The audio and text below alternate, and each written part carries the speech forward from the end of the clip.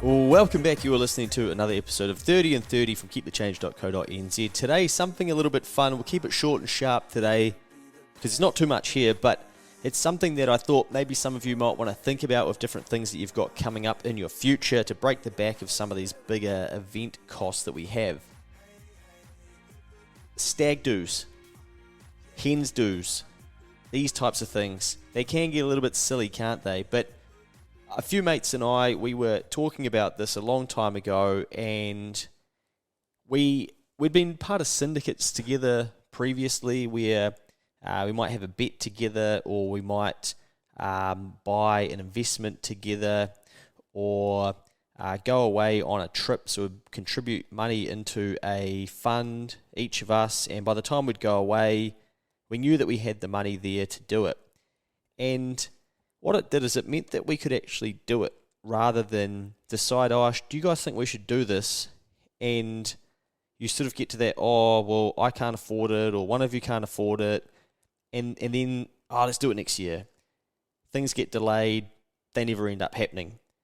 So what we did is we committed to always putting $20 to $30 into a bank account every single week or every single month, and actually building up a bit of a fund.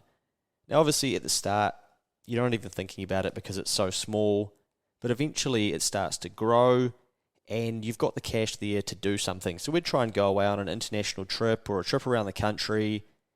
What it meant is that a little bit of our weekend or the whole thing was paid for. The accommodation sorted, or the flights and the accommodation. And it just made the weekend feel a little bit more accessible and doable, and not so excessive or expensive because we'd been saving for it effectively as we'd gone.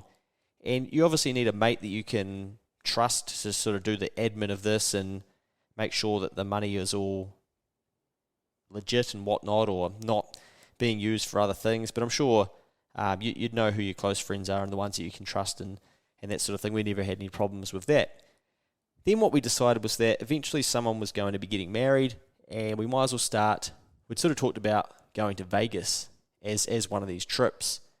And we jokingly said, well, maybe they will make that someone's stag do. And this was years ago.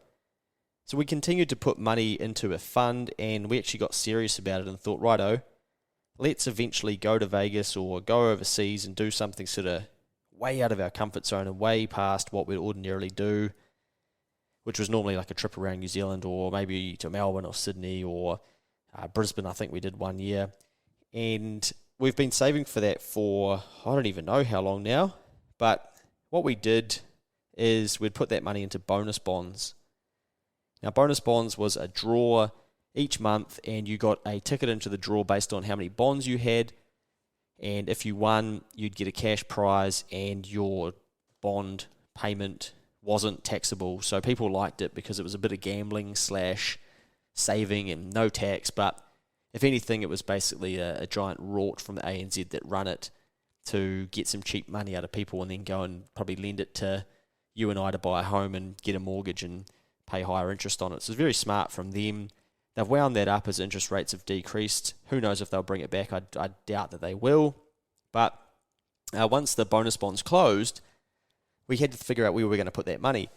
And this was sort of mid-COVID-ish, or at the start of sort of COVID. And so we put all of the money into Heartland Banking. You've probably heard me tell this story a number of times.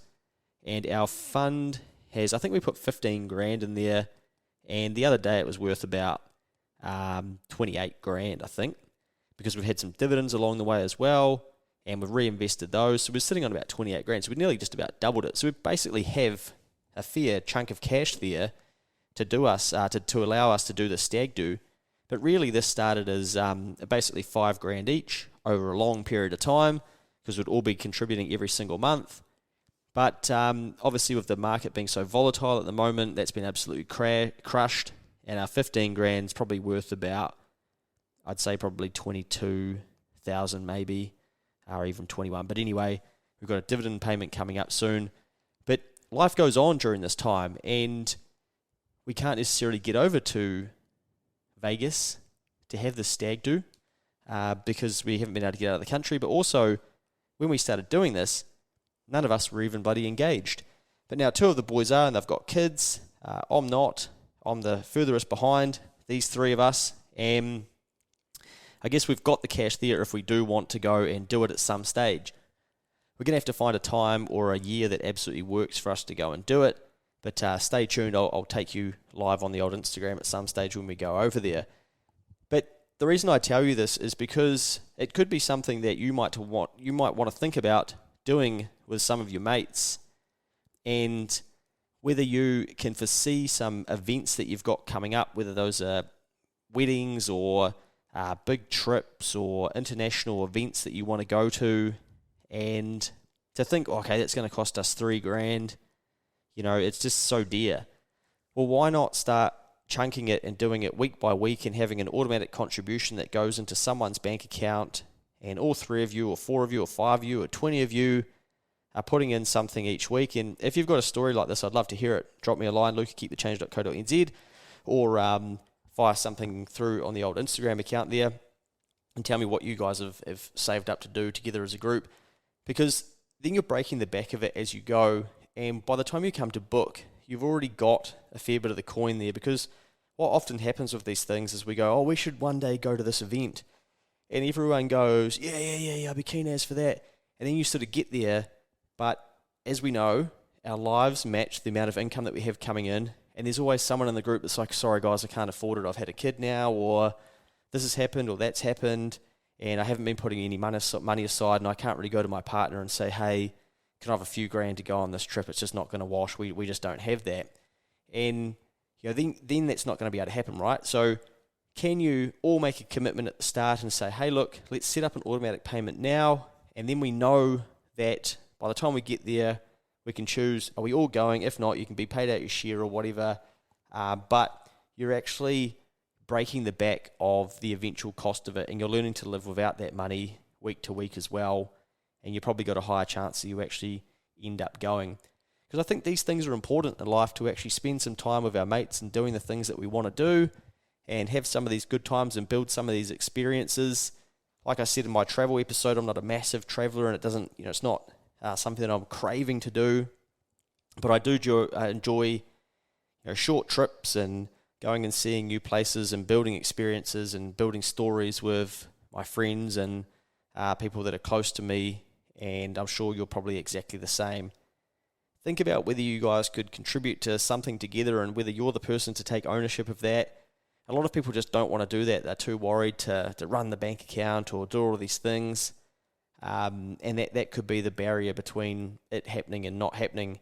But one thing that has happened as part of us doing this too is that we've all learnt as we've gone, and we've all been interested in what Heartland Bank's doing and what their dividend is and what we're going to do with the dividend. Do we reinvest it, or do we just take the cash and have some cash sitting there for who knows what reason? Because obviously with inflation being high, shares have been a better option, with your cash effectively rotting with low interest rates. But now we're into that really volatile part of the market, and we're starting to go backwards a little bit, and I'd say a lot of people are. But if we just think about it over the longer term, hopefully it all balances itself out. But we've had then something else to talk about. Okay, what's happening with Heartland? Why are they moving forward? And what other share could we potentially put our dividend into? Do we want to do that instead, or do we want to use that to race a horse or do something, whatever your hobby or your interest might be? Can your shares help you go a little bit further than just having that money sitting in a bonus bonds or bank account? And that's effectively what we've done, and it's just probably brought us closer together because we've been learning together, and we're on the same journey together, and interested in the same types of things.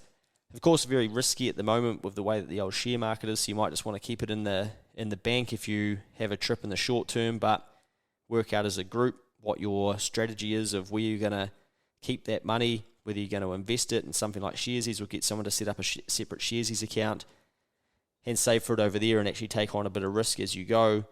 But keep your contributions going and keep them slow, and build it up, and you'll probably find that it'll actually get people to commit to doing some of the things that might not actually have been possible, because you're not having to justify to someone such a large amount of money to spend on a trip or a bender or whatever you might want to call it, you're actually contributing as you go, and the financial impact to your household or to you and your partner or whatever may not be as big of a burden than trying to find it all at one time, or you end up going into debt or financing a bit of your travel because you really want to go but you don't have the money there to do it.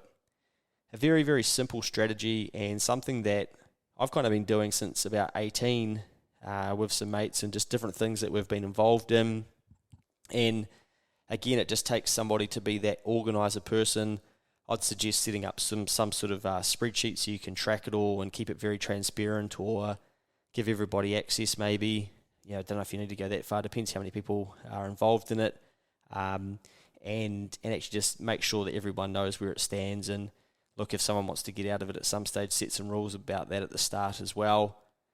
But yeah, something fun that we've done, and we've learnt from it as we've gone too, and it's kept us close together and made us have options, and effectively the ability to have a crack at some of these. But I dare say that if we were to all say to our partners, hey, we're going to go on a stag do to Vegas and it's probably going to be 10 grand each, what do you think our respective partners are going to say to that? So you boys are going to go and rinse 30 grand on an overseas trip for someone's stag do? That sounds absolutely ridiculous. But really, we've been contributing a small amount over a long period of time, and it's only cost us a fraction of that because the market has risen that for us and effectively paid for some of that trip too. But we're already planning on where we're going to go, and going to Kentucky as well to a race meet, and hopefully we are actually going to do all this stuff.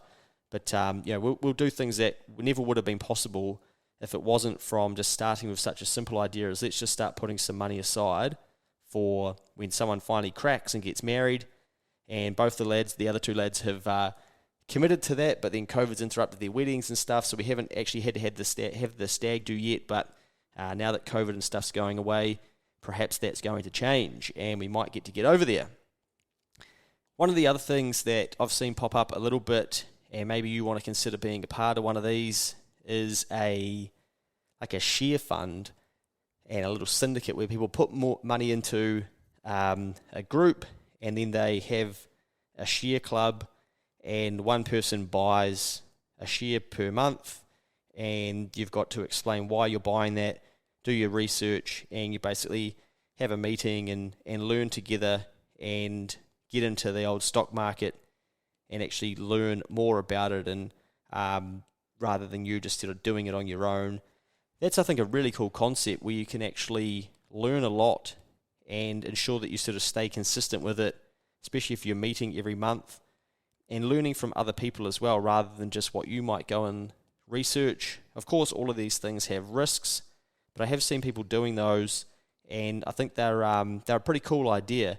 If you get the chance to be involved in one of those, perhaps think about what your maximum exposure is that you want to have to be involved in a setup like that, and just be careful who you're doing those with and sort of who's administering it all and how it's all run.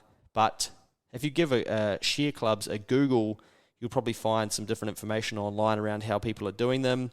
And again, I just say just do it with like-minded people. That's what I've been very careful to do, these types of syndicates and stuff with over the years with some of my friends, is just making sure they're people that we're all on the same page and we all want to go to the same places, and we're going to not have fights along the way and all of that stuff. And you just go, fuck, why would we even do this? Why did we bother?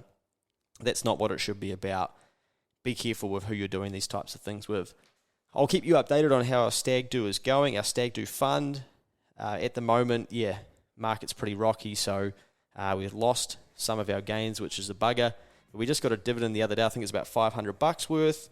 And that's pretty cool, to think that we put in 15 grand to start with, and we're going to get another $500 dividend. I think we've had maybe $1,000, so this might be $1,500. So 10% of our contribution has been repaid added on top as dividends, and then the market has increased as well.